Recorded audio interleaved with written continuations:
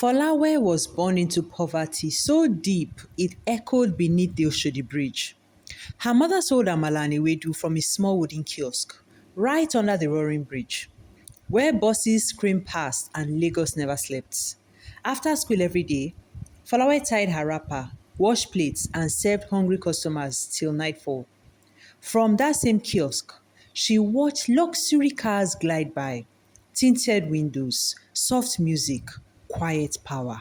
And she wondered, what kind of life is that?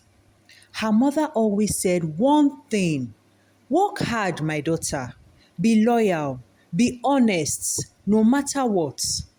Folawe held onto these words like a prayer. She finished secondary school and gained admission into the Lagos State University, Business Administration. To survive, she took a part-time job as an usher.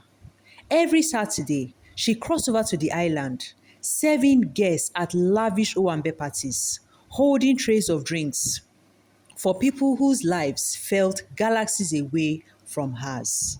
She watched their confidence. She watched them laugh, watched their ease, and she went back to her books. Then one afternoon, leaving the library in a hurry, she bumped into an older man. Files scattered everywhere.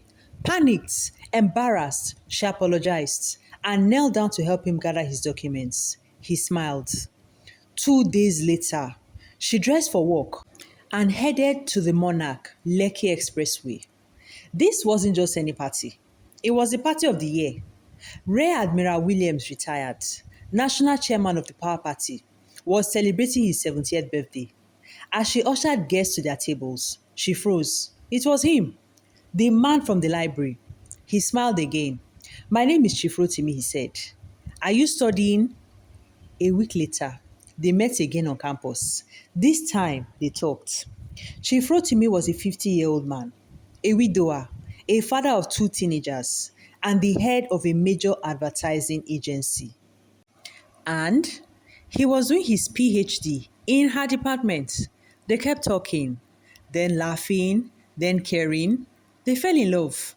3 months later, they announced plans to get married, and all hell broke loose. Gold digger! Village girl hit jackpots. Memes flooded social media. Laughter turned cruel. Judgment turned vicious. Folawe couldn't breathe.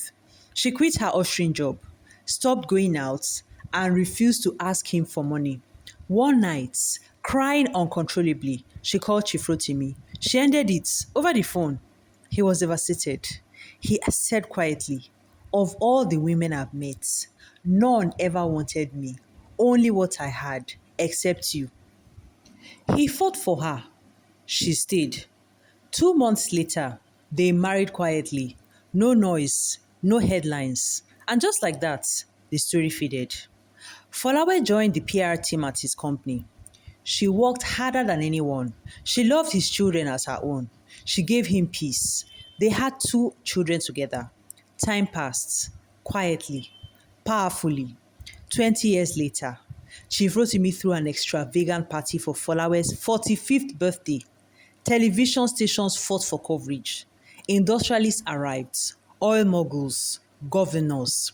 The girl from under the bridge was now a titan in public relations. Standing beside her, Chief Rotimi lifted the microphone, and with tears in his eyes, he said, "Thank you, God, for bringing this woman into my life, the mother of my 4 children and the grandmother of my 3 grandchildren, from Oshodi Bridge to beyond the stars."